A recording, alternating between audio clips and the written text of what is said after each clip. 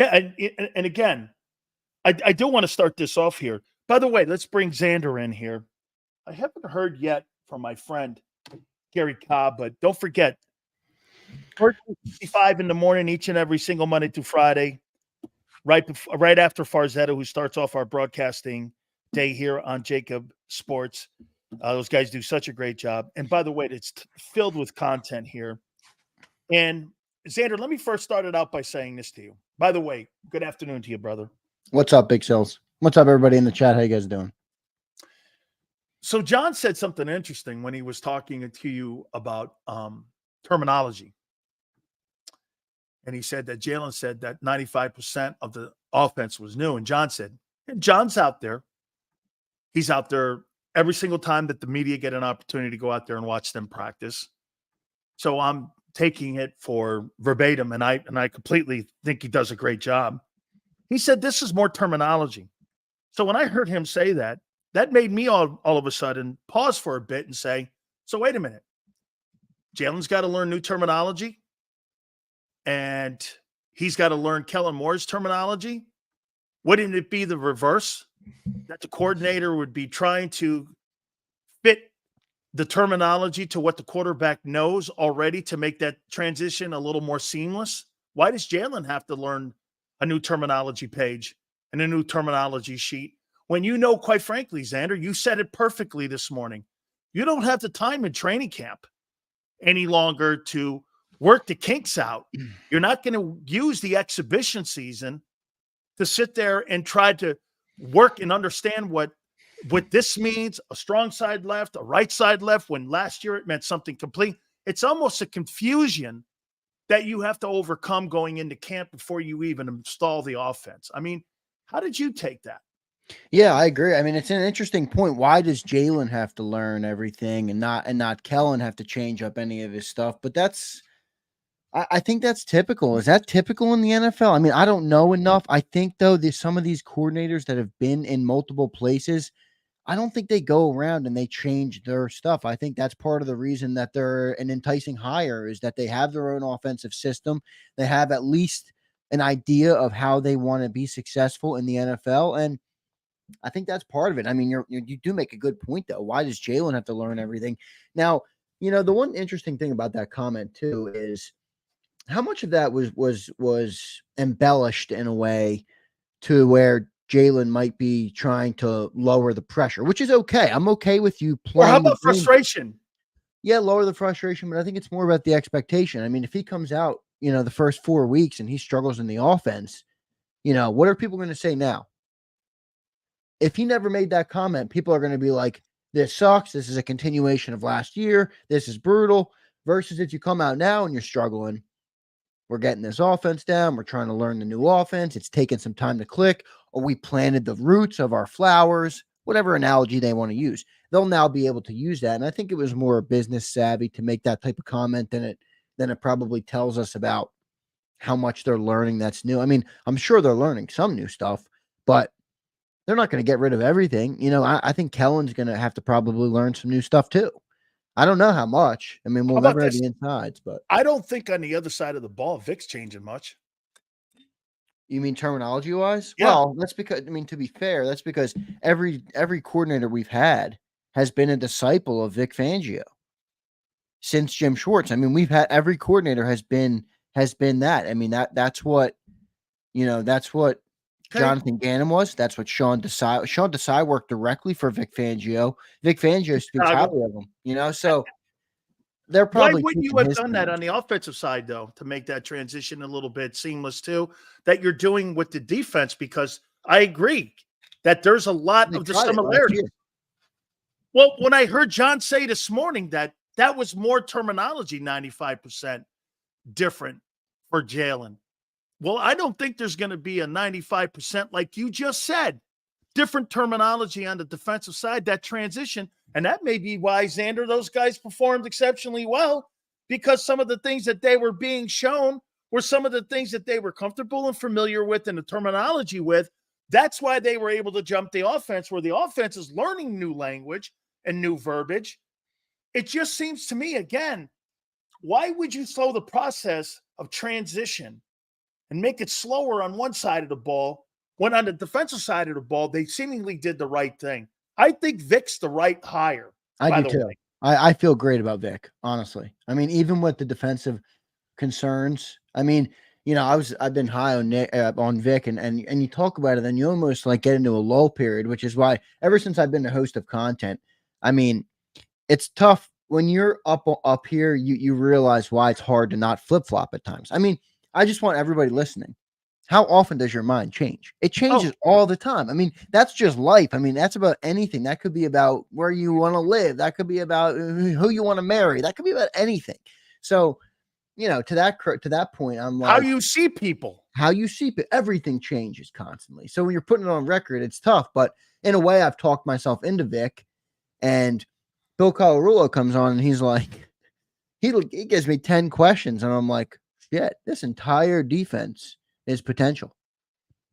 All of it, the whole thing.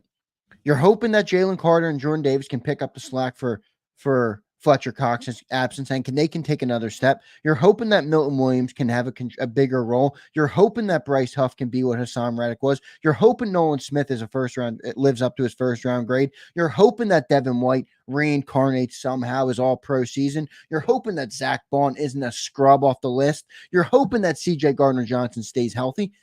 You're hoping that the young cornerbacks play well.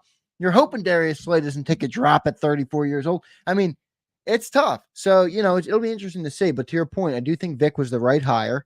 And I'm hoping he can pull the most out of him.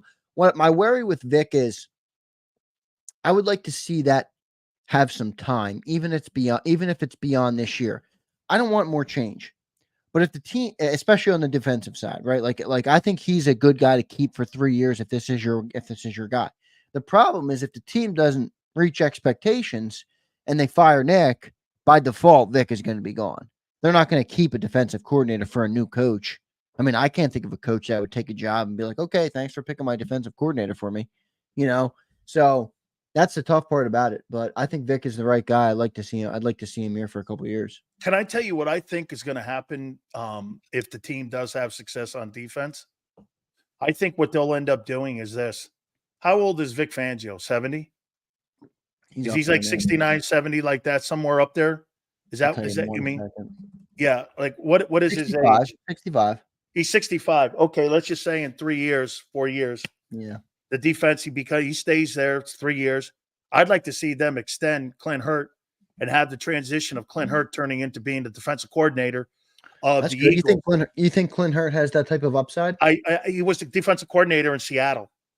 Okay. Did we hire him as a DC? Yeah, he was the DC there in Seattle. Was he like an assistant DC, or he was the actual DC? He was the defensive coordinator in Seattle. Wait, so he took a step down basically? Well, no, year? Remember they had a transition. A brand new head coach came in, and he was not retained. Right. Okay. But he was the former defensive coordinator up there in Seattle. Yeah, he was. That's true. And then they made the transition to the new coach, and the new coach wanted to bring his own people in, which is okay. And remember something, they were a playoff contending team. They beat the Eagles a year ago. Yeah. And then also the year before that, they were a playoff team. I mean, that was a controversial game this year when they beat us. And he's also a disciple of Pete Carroll. And to me, I mean, I like him. He's got a lot of really great stuff around him. Now, will he stay and not get a DC job somewhere else? I'd like to see the Eagles try to cement that down to keep him in that building for a bit, kind of like a Jeff Stoutland. You know what I'm saying? Have him in that building there. So something to that extent there. Do you think they're going to have enough time, in your opinion? Do you think you're going to have enough time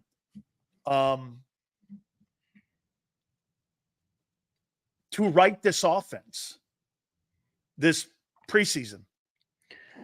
My default answer is no. But how much does the talent on offense make up for the gap that you're trying to reach? If you have an average NFL offense, I'm thinking it's 8 weeks. But when you have top 2 of the top 10 receivers in the NFL, when you have Dallas Goedert, when you have Saquon Barkley, when you have a top 5 offensive line, I mean, can it take 4 weeks?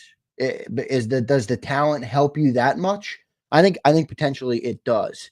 And that's where I think Kellen's going to have to kind of be open to what they were doing before, simply for the ramp up period. You know what I mean? You need to create an offense that can win some games. You can't just come out and lose 4 games. I mean, they You have to want to have see a combo of 22 and 23. I want Jalen Hurts to be in a comfortable. I mean, you can't. I love your new offense, but we also have to win games. I mean, you have to make it to the playoffs. You have to win the NFC East. You can't just come out, with a game plan that I'm hoping this clicks one day. You know what I mean? So that's where I'm like, I think they'll bridge it in a way. They'll probably start slow with less stuff, and they'll continue to add to the offense as it gets later in the year, which I think is a good thing. And I don't think that's a bad thing. I mean, throwing new looks, getting new things going later in the year, that's a good thing. But yeah, we'll see. I mean, the offense is going to be interesting. The biggest concern with it is what you just said. I mean, how long is it going to take to get this thing going? And is Kellen Moore the right guy for Jalen Hurts? That's yet to be determined. Outside of Jalen Hurts in this conversation, would you agree that 2 of the biggest names that will be part of the success of this football team will be Jalen Carter and Cam Jurgens? And here's where I go with this. Jalen Carter in stopping the run, and Cam Jurgens in establishing the run and pass protection. Jalen Carter in pass rushing. Do you agree that these 2 young men here could be really the linchpins for the success or failure? Because if both those guys don't live up to what the expectations are, one guy's replacing Jason Kelsey. The other guy's replacing Fletcher Cox. You struggled in running the ball last year in pass protection.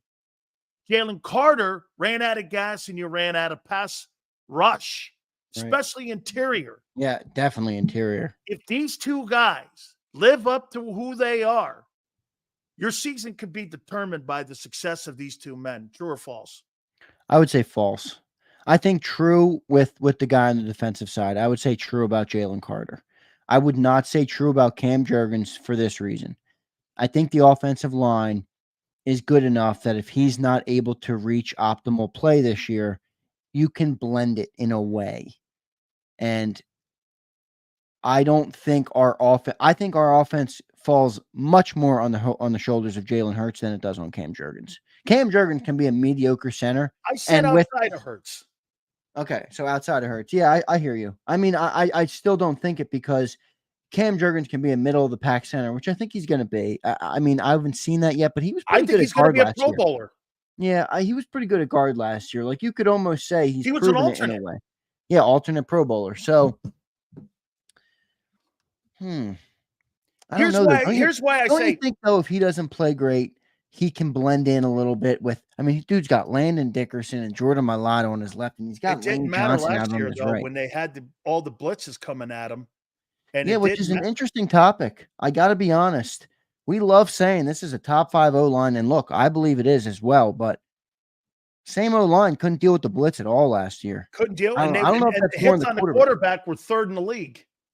Is that more on the quarterback? You think the quarterback was holding that ball longer? That's on the quarterback trying to read open wide receivers and trying to find the open guy and having more time in the pocket there. And that's why they went away from throwing the ball after Goddard got hurt.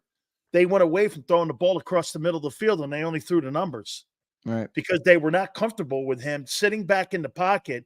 You know what he had a little last year, Zander? He had a little once to him. Patting the ball, sitting in the pocket. The only difference is that Jalen's got a little bit better pocket presence on being able to escape, more so than what Wentz had. Wentz is always looking down the field, which you should. You're schooled at. Yeah.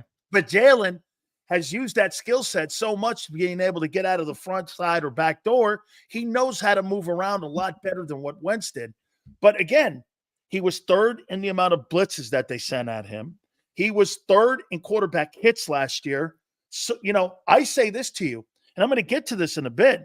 Everyone keeps telling me how great this offensive line is, but last year, how could you be a great O-line when your quarterback was hit the 3rd most of any quarterbacks in the league, and you were blitzed the 3rd most of any offensive line in the league? Now, again, is that on the entire line? No. Is that on your shitty running backs and how he brought in? Yes.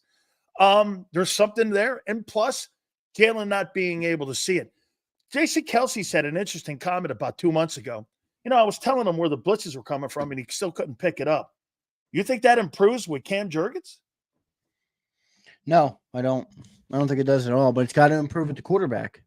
I mean, Okay. this is where, and John said this, and I agree with him, because Stoutland kind of came out, and same with the offensive coordinator, that Cam Jurgens is going to be assuming the role of blitz pickup and some of those reads at the line. I would rather that be Jaylen Hurts. I really would, just because I think it leads to more long-term success, leads to more long-term stability. Now, it doesn't seem like they're going that route. So you're Can I tell you who banking. I would do? Can I tell you who I would do? Yeah, you'd say Landon, right? Is that what you said? Yeah. Yeah. You know why? Wasn't Landon a center at one time? Yeah, center at Alabama. One of the greatest plays of all time in Nick Saban's career, putting that guy in when he was banged up in that national title game. Absolutely. That was a total dope move. It shows you the respect level, Zander, that he had for Landon Dickerson by putting him in there like that. But to me, I would have Landon make those calls because Landon has seen that. He knows that. Or how about this? Maybe split the duty. Yeah, but then you don't have continuity. Okay. Now you're in the issue of who's calling it. I mean, you're creating another problem that doesn't need to exist with that type of thing. I think that's the limits that your quarterback has, though. Yeah, he has struggled with blitz pickup since he's been in the league. Yes, he has. He's also 25. Okay. You can't. I get it. He's played a lot of football games, and at some point it is. But it is one of those. That's one of those actual things that you get better with age. Brady struggled with internal pressure too at times in games. And he talks about how long it took him. I mean, that's why he was so good in his 40s, because he had it down to a science. Like arm strength, yeah, that's going to go down over years. All the other things of a quarterback mostly go the other way.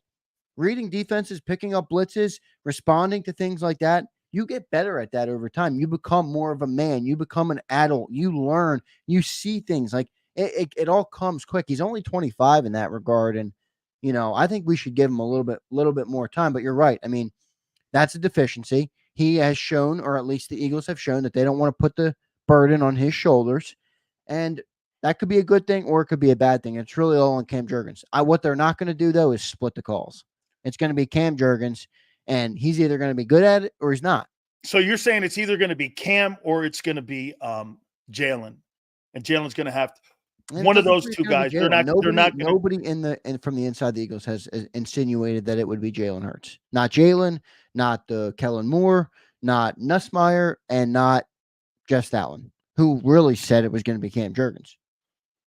Okay, I agree here with JM though. I mean, you can't have your center hold your hand forever. I mean, if Cam Jurgens got hurt last year, he hasn't been a historically healthy player. He's young. He could be healthy. I'm just saying.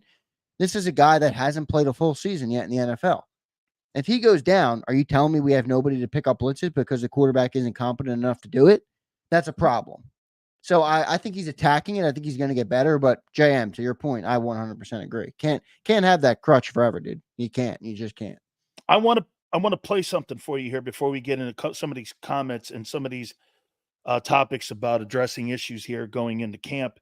And I want to play this for you. And this is the show that Joy's on. It's called Speak for Yourself on FS1. And it's James Jones, who's one of the hosts. And I think it's shady in the background. I'm sorry that the audio is a little bit down here, but I'm going to play it here for you.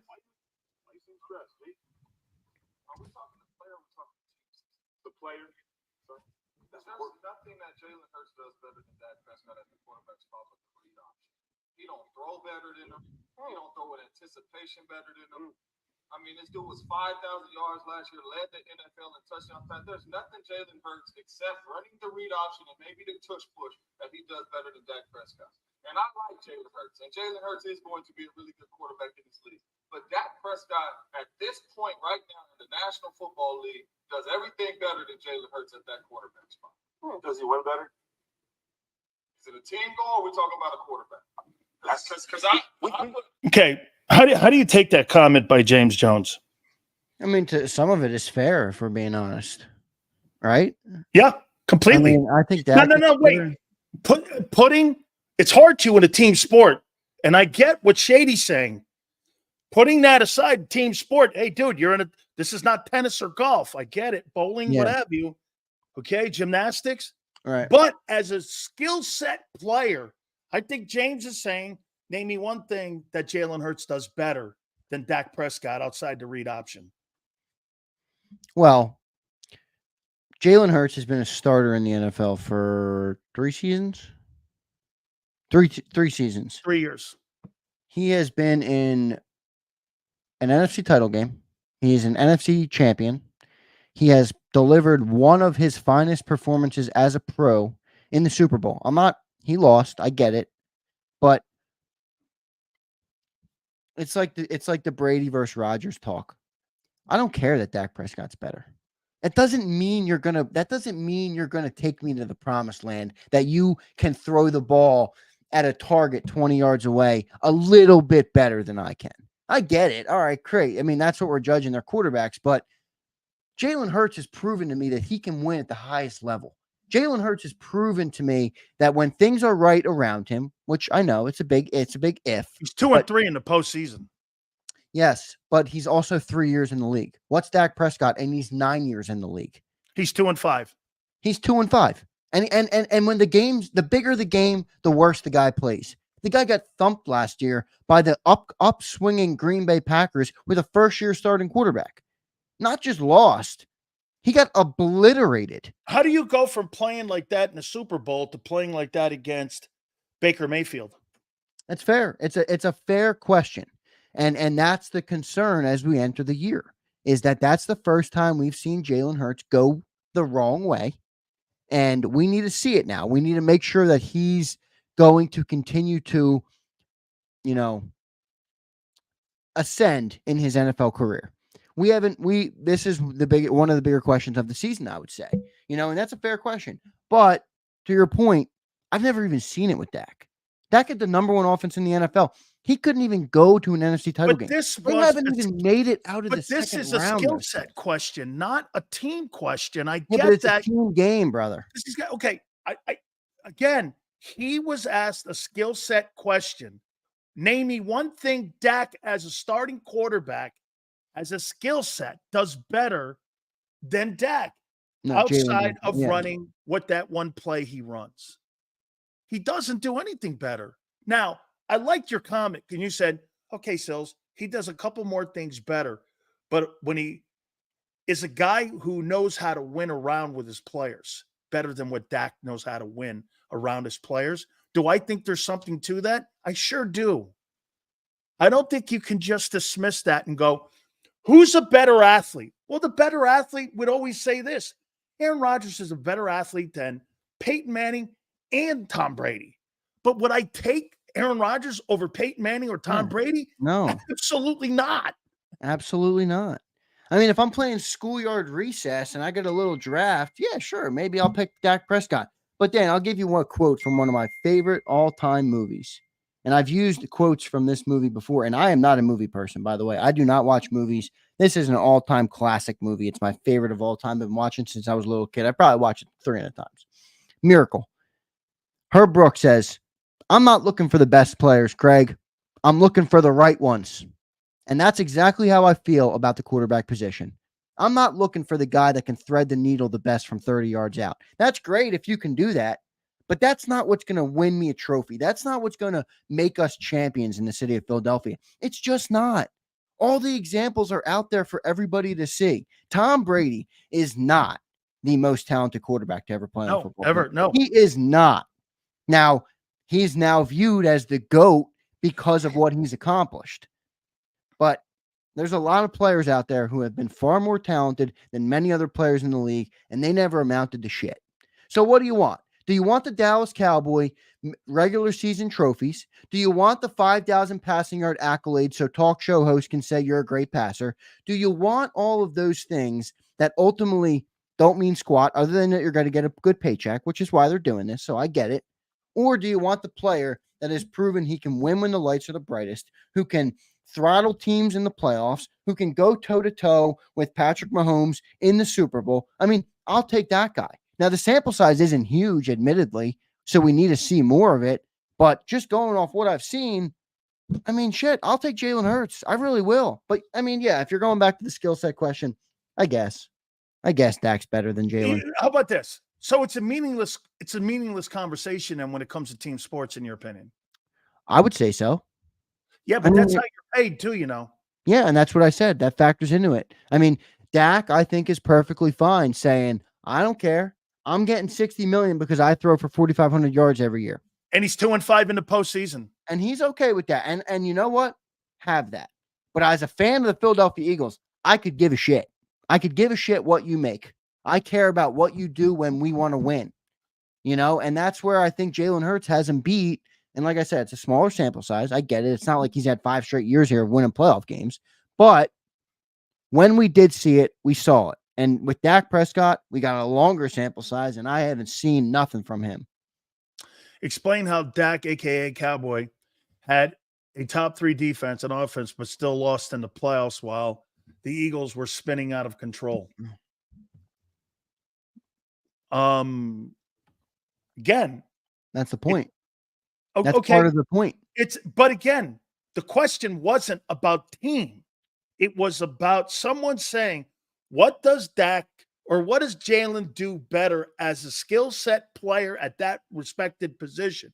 Now, remember something. When James Jones is talking, Zander, he's talking as a former wide receiver because he's paid on those numbers and he's paid on individual skill set. NFL players are going to be different and have a different conversation. They're not going to put team around it. You're not paid, again, in that league by what your team does if they win 12 or 13 games. I mean, like I said, I want to show you this. Yeah, but what are we talking about here? Are we talking about earning a contract or are we talking about winning games? Like the question was skill set player. Clown in the chat. I guess stop being a homer. Dak ain't the problem. All right, buddy. Enjoy your regular season trophies with your quarterback who hasn't done anything when it matters. You had a number 1 offense. You had a top 3 defense, as Prince points out in the super chat, and you haven't done shit. So you can tell me I'm a homer all I want. I'm objectively speaking. If I was an NFL GM right now and I was picking quarterbacks, I'll take the younger Jalen Hurts, who has proven more in 3 years than Dak Prescott has in 9 years. That's what I'm saying. Call me a homer all you want. I don't really care. That's the truth. If I was a fan of another team or I was born somewhere else, I'd say the exact same thing. Then how does a guy like Cousins at 36 get $48 million? Well, because there's a lot of teams in the NFL, Dan, that live in oblivion with quarterbacks. And it's a very hard thing to get right. It really is. This is why Green Bay, John always says, nobody understands how the other side lives in Green Bay. They've had Hall of Fame quarterback play for 30 plus years. They went from Favre to Rodgers, and now it looks like they're going to go to Love. They don't understand the other side. So that's why. That's why there's a market. There's always going to be a market for the 4,500-yard guys. I don't care. Do you want to hear in Green Bay? How about this? In the last 32 years, 97% of the snaps at quarterback have come from 3 guys. Yeah, it's unbelievable. Green Bay is unbelievable. 97% of the snaps. But look at this here. I just want to show you something here to the point of what that question really was. And again, maybe it's a dissected question here. Trevor Lawrence, 1-1 in the postseason. Joe Burrow, Super Bowl appearance, 5-2, winning postseason record. Jared Goff just got a $53 million annual deal. He's 4-4, Super Bowl appearance, an L. Justin Herbert just got a $52.5 million deal. He's 0-1. Lamar just got a $52 million contract. He's 2-4.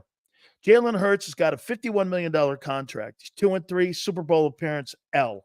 Murray got a $46.1 million deal. He's 0-1. Deshaun Watson got a $46 million deal. He's 1-2 in the postseason. Cousins got a $45 million deal. He's 1-3. And of course, Mahomes, they're at 10. It's 15-3. Dak's 2-5. There is only one. Is Mahomes 15-3? Yeah. In the postseason? Yeah, he's 15-3. Dude, that guy is absolutely. I can't even remember I think one of the losses was to Brady when he was up in New England. And they remember the onside kick? The Patriots got it, and they ended up going in. I think they beat them there in Kansas City. Patrick Mahomes, man. I think Burrow's beat them in the postseason. Yeah, for them. Burrow won. Yeah, well, that's when the Burrow went to the when Yeah. he went to the Super Bowl versus the Rams. Yeah, they beat him. That's true, and I agree. I mean, look, your point is very good one. I mean, when you pay your quarterback, folks, that doesn't mean you're there, man. No It way. really does not doesn't. mean you're there. Now, I will agree here with X's and O's, who says postseason record's really not a quarterback stats, way too reductionist. It is, because if you don't win a Super Bowl, you're going to be pretty close to 500, right? I mean, if I make it to the playoffs and I win game 1 and I lose game 2, I'm 1-1. If I win the first 2 and I lose in the conference final, I'm 2-1. You're going to be close to 500 if you don't win a Super Bowl. That's why Mahomes is so high up there. So it is reductionist thinking for sure, but it's crazy. I mean, Do you have to get to a Super Bowl, Zander, or do you have to win the Super Bowl to validate these contracts? I don't think or does it have anything to do with it? Is that it goes back to my point about Dak Prescott. It doesn't matter. Like, what's he validated? These guys are all going to get paid no matter what. And look at it. You just gave me 10 names of dudes who are making $45 million plus, and not one of them has real tangible postseason success outside of Patrick Mahomes, and it looks like kind of Joe Burrow, who's gotten off to a very good start early in his career. I mean, I don't care. Like, I don't care how good you are. I don't care how many yards you throw for. I'm not looking for the best players. I'm looking for the right ones. And I feel pretty good that we have the right one in Jalen Hurts. Maybe look, if he can't do it this year, yeah, I think we're opening up a big box, a Pandora's box of like, it's time to have the conversation. Can he ascend? Can he get back to form? But I'm not ready to go there yet. Last season was too much of a shit show in every front for me to go down that route. I feel pretty good about the quarterback. I mean, you just listed off the names of all the guys who are getting top paid contracts. Outside of Mahomes, outside of Burrow, outside of Allen, because I think he has shown he can play in the big games. I mean, I have Hurts as a top 10-ish quarterback, talent-wise, but I might take him top 5 in terms of guys that I want on my squad. I really do. I mean, I really mean that. I don't even know if that's homerish. What other guy is proven that they can win when the lights are the brightest this early in his career? Not many. Before I ask you some of these questions here, I gotta throw this at you here. I had Herb Brooks on years ago before he passed away. Wow, did you? Yeah, oh my God. Yeah, well, him and Ruzioni, I had all those guys from that 80 team on, and I used to. Oh my God, I'm friends with Jim Craig. I'm best friends with Jim Craig. Jimmy Craig. Hey, I am best friends with him, and he used to come on my show, and I watched an NHL finals with him and Bobby Orr. I'd post that picture all the time. You know why he said I looked for the right 20? Because in 1960, he was the 20th guy, and then the coach, when they went to Lake Placid in 19. By the way, it's funny. Lake Placid, Lake Placid in 80. He called him in and said, I'm changing you out and I'm putting another guy in, and he sent him home. Yeah. And he goes, that stuck with him the entire time when he coached the University of Minnesota and when he coached the national team. And I think even the Minnesota North Stars when he coached him. Have you never seen that movie? Oh, I've seen it a ton of times. Yeah, because they highlight that very much so in the movie, and he had to do it in a similar situation. He had to send somebody home before Lake Placid. Ralph Cox, for anybody that knows the movie, got sent home. So yeah, it's a great story. That's awesome. Big Sills, you know everybody. Hey, there is nobody more connected than Big. I wish I could show some of the chatters, the Rolodex in my phone from all the people that you've connected me with. I have names in my phone that I never thought would ever be in my phone that are in here. Even guys that we've never been able to get on, but we've at least been in contact with. I mean, Big Sills is a connected guy, that's for sure. Oh man, I loved Herb Brooks. He was absolutely awesome. The assistant coach too went on to win, I think, a Stanley Cup somewhere with Pittsburgh. If I'm not mistaken, Herb Brooks, just remember the name on the front of the jersey more important than the one on the back of the jersey. Love it. By the way, Charlie, through your head. I love that movie, Coach K uses that one too. So let me ask you a couple questions here. Now, The 2023 issues, have they been addressed as we're 2 weeks out from training camp here? Inexperienced coordinators. Did the organization address it? They certainly addressed the experience issue. Now, whether they're the right Yep. ones is a different question, but definitely address the experience. Yep.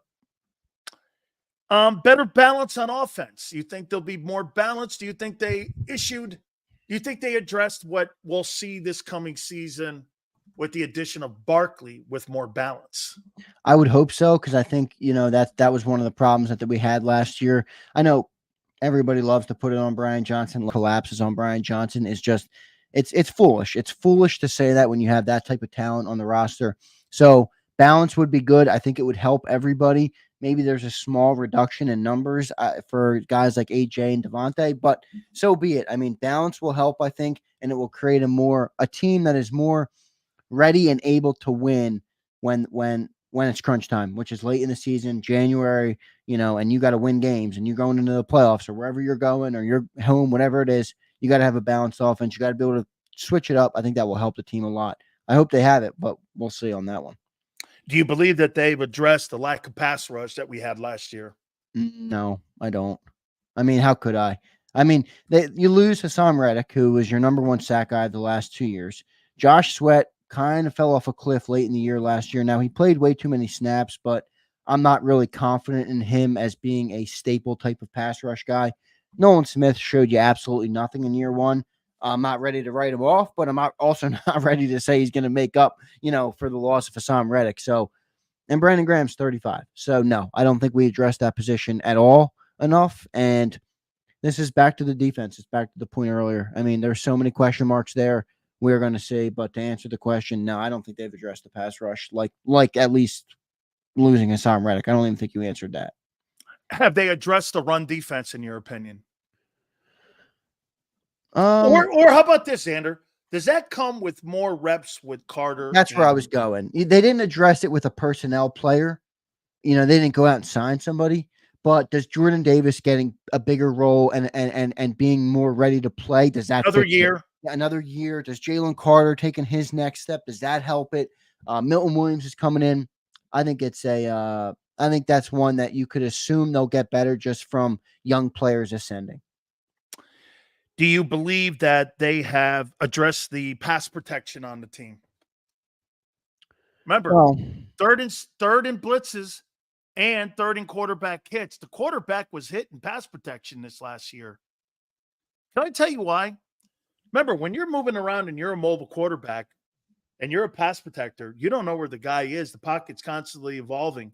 When you're a 7-step guy and you're sitting back there, he's back there. I think it's harder to block for what they did in 22 because Jalen was able to run more and it hit it. When he had to sit back in that pocket back there, it made it easier for the defenders to find him.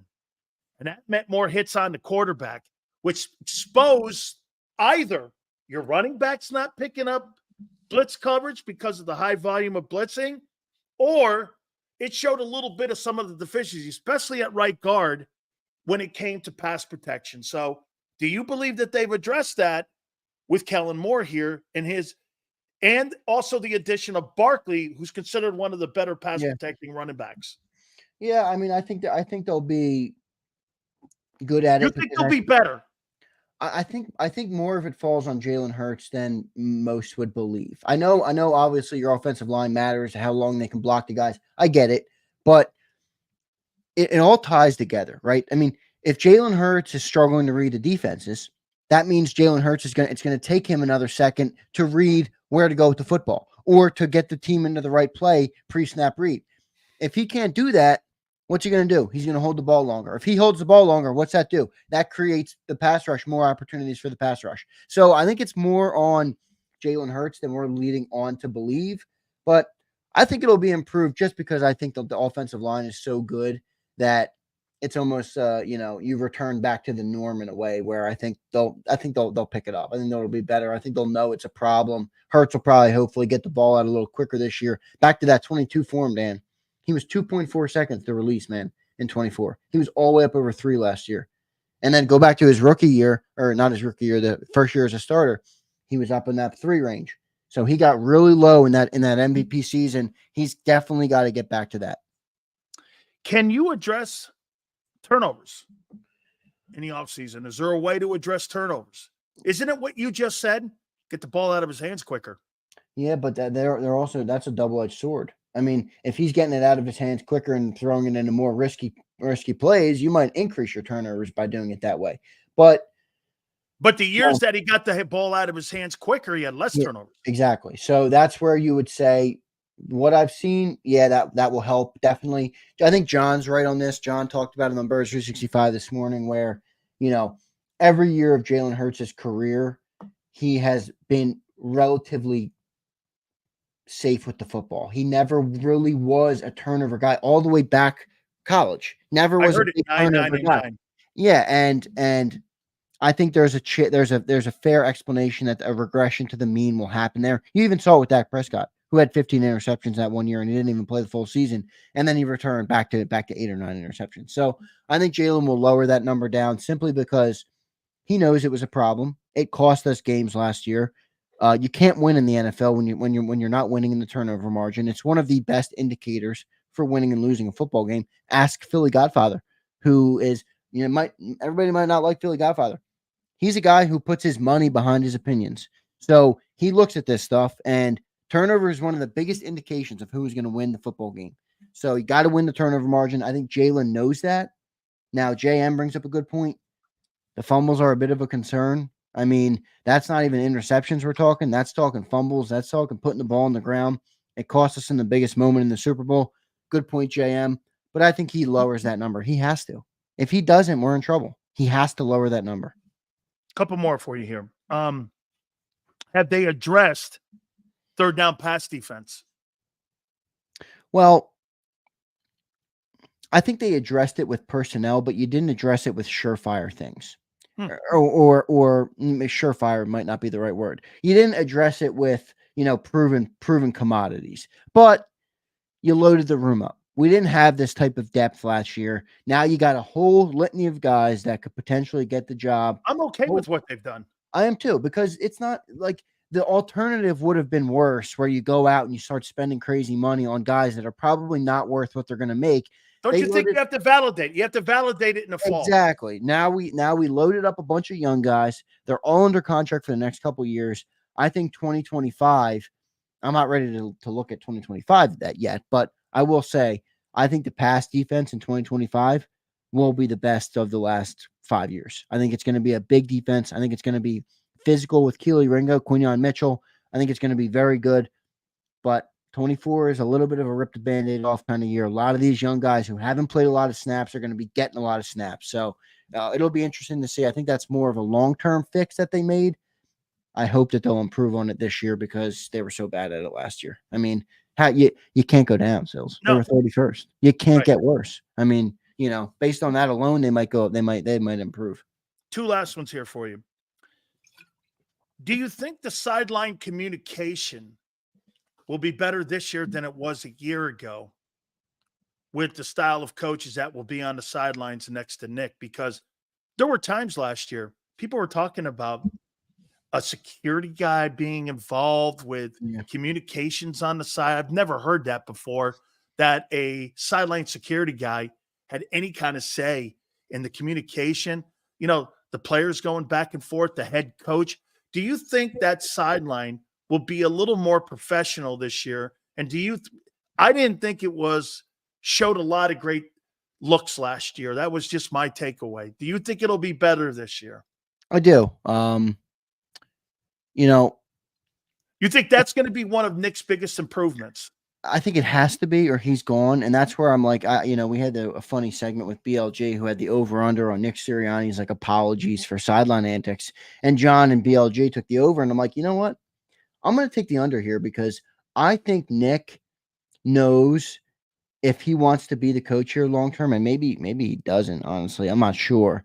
He's going to have to cater to the owner and the GM. And I think they told him, yo, man, you can't be getting caught up there. You got to be the head coach of the football team. And that's part of the reason that Nick got rid of the offense, And the one interesting thing about this will be, I think, the quarterback again, where in 22, he was that quiet guy on the sidelines, and because they won, really everybody liked it. Everybody was totally cool with it. And then when you start to lose, you start to wonder, like, should he have been something different there? So it'll be curious to see, like, does he stick with that approach? Is he the same Jalen on the sideline? Or are you going to start seeing him talk more and be that kind of guy? And that would show you that he believes it was a problem, the way he did it last year and he wants to correct it. Or it'll show you he doesn't think it was the problem. He doesn't think he has a leadership problem at all. And he's going to stick to his guns on what worked for him. So we'll see. I think that'll be a quick tell on how the quarterback's handle on the sidelines. I don't know about Kellen, though. I mean, what do you think about Kellen?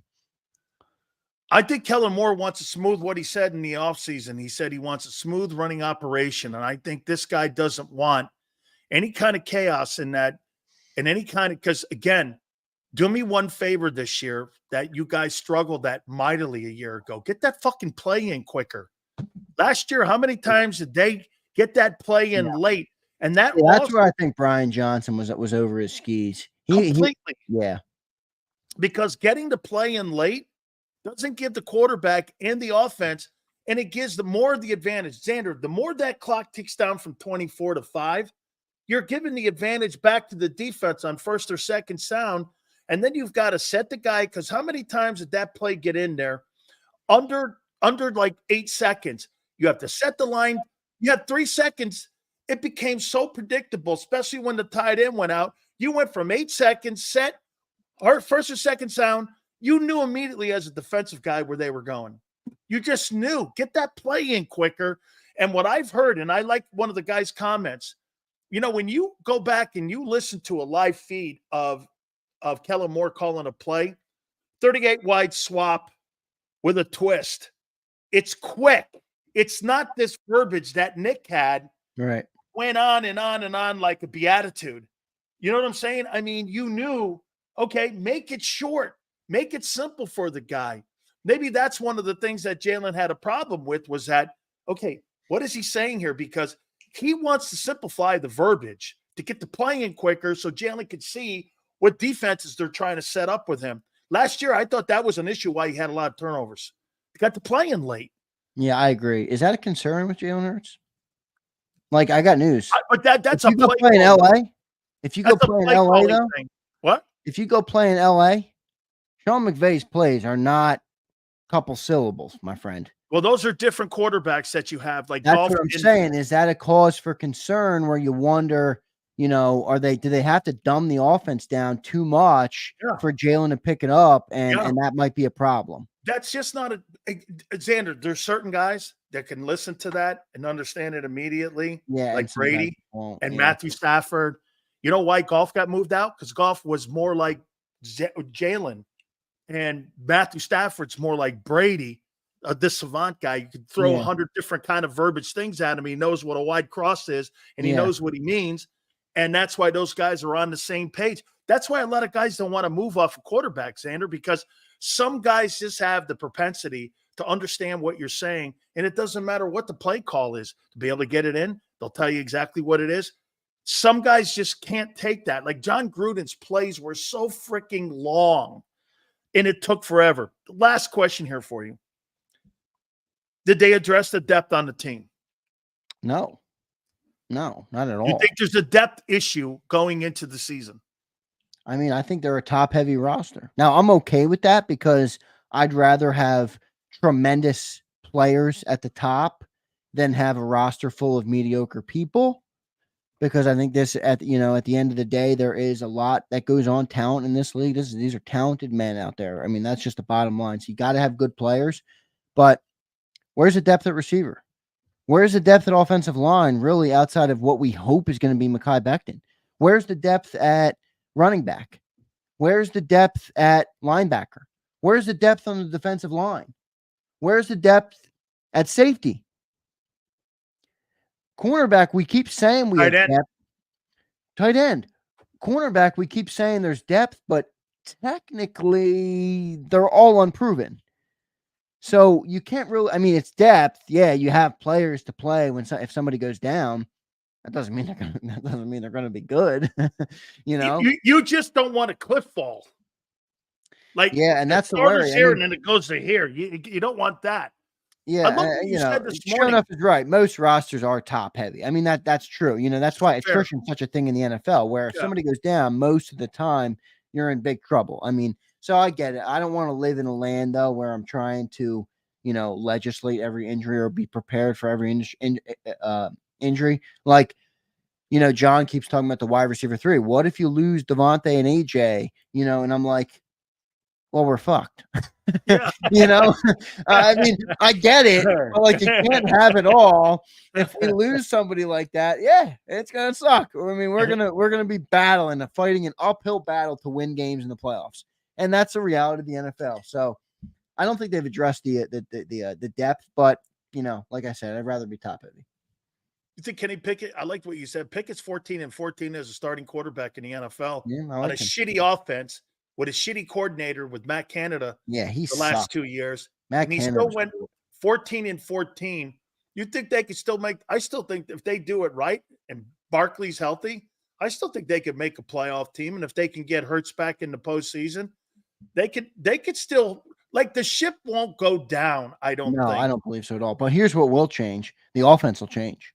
Oh, Because completely. this is the one thing, where I don't fully understand it. It kind of goes back to the Gardner Minshew era in Philly as the backup, where, and they got out of it last year with Mariota. But to the Minshew, to the Pickett point, there's such different styles of quarterback that, if God forbid, if Jalen Hurts did go down, you're almost switching it completely out, versus that's by design. I think it might be. Get this. If Hurts doesn't succeed, they want to see what this offense would look like if Hurts gets hurt or what have you, God forbid. Then you go to a 7-step guy and a pure pocket passer and see what this offense could look like, because you're right. Mariota was more of that. Gardner Minshew was more of that. I mean, even this guy, Tyler McKee, or this guy, whatever his name is, the other guy. Tanner, yeah, he's a 6'6" Stanford pocket passer. Right, and he can't jump over a stack of quarters. Exactly. This guy there's no quarterback really on the Eagle roster that resembles anything of Jalen's skill set.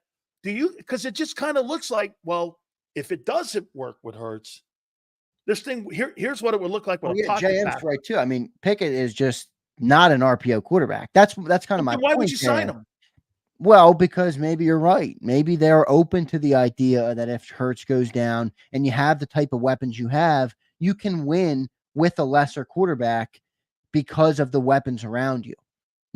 Can Pickett be a version of Brock Purdy with the weapons around him if Jalen were to go down? I don't need you to do too much, young man. Just drop back and get the ball out. Maybe they'll go that route, and Kellen Moore obviously is more than capable of being able to do that, call an offense like that. That's you could argue that we know Kellen Moore is better at that than he is at calling the style for Jalen Hurts. Yeah, absolutely. So that's where it's interesting. Kenny Pickett is more like Dak than what Jalen is. Right? He's more like a Dak Prescott style of play. Right? Yeah, JM has been making this point. JM, appreciate it, brother. He does. He's right though. JM's opening a can of worms with this comment. Can he flick it? Can he flick it? But it is weird, right? Like, it is. The Eagles love the passing game quarter. They love that whole thing. Lurie loves the high-powered offenses. I don't know. Like, it almost is like they're hedging a little bit if they wanted to go back the other route. Now, I'm not saying they're going to go there, but they made a decision to pick up that style of quarterback. Justin Fields was out there. There was other guys out there. They could have went with Fields. Who I wanted them to go with if they were going to model Hurts? I wanted him to go with Tyler Huntley, the guy that backed up Lamar Jackson. I thought he was tremendous. I actually think he could be a good starter in the league somewhere. James A says that I prefer Tyler Huntley. That's fair, James, because he's more on par with Jalen. But yeah, that's a fair point. I mean, I don't know. I mean, and you got another guy who's got 2 left feet back there. That's one of your third quarterback. Yeah, Malik Willis would be good, Mr. International. Appreciate that. Yeah, how come they didn't bring any of these guys in? It's interesting to wonder, Kenny Pickett could be pretty good in this offense. The guy won 14 games with Matt Canada and a roster that was nowhere near our roster. Not offensive line wasn't as good. Skill position players weren't as good. I mean, just nothing was as good over there. Interesting. Very interesting to wonder about what he would be able to do in Kellen Moore offense. Get that ball out quick, man. Get your playmakers involved. I wonder what it would look like. I got a feeling that the Eagles brass is wondering the same dang thing. I got to sneak one last one in on you here. Go Let for me it. do this. Do you believe what's the percentages that we see Kenny Pickett this year in a ball game and Hurts is not hurt? Well, I will tell you the percentage in 1 second. Ready? And my percentage is going to be statistical based because he has played 4 seasons. 1 season, he's played all 17 games. So there's a 25% chance Jalen Hurts doesn't go down, technically. 75% chance. You think there's a 25% chance that he plays all games? I think there's a 75% chance that he plays a game.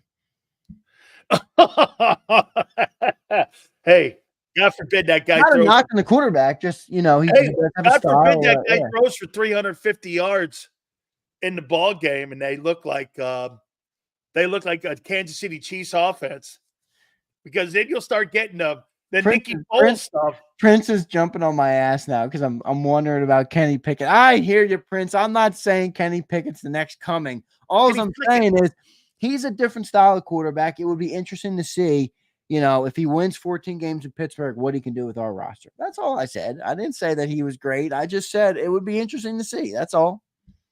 Yeah, it's still interesting to see. I like it. Hey, hit the like button. Zander, great stuff as always. Thank you so much, my friend. Don't forget to catch my friend Birds 365 in the mornings. You guys are awesome. Zander, you're awesome. Thank you so much for doing this each and every single Monday through Friday. 3:30 sharp, our segment with Zander. Thank you, brother. Thank you, Big Sales. Appreciate it. Appreciate everybody in the chat for tuning in. Make sure you guys drop a like. Appreciate you all. All right, folks, do me a favor. Please hit the like button. Keep it here, National Football Show. If you missed any of today's show on the JAKIB Media channel, listen to the podcast on your way home. Available on YouTube, Apple, and Spotify.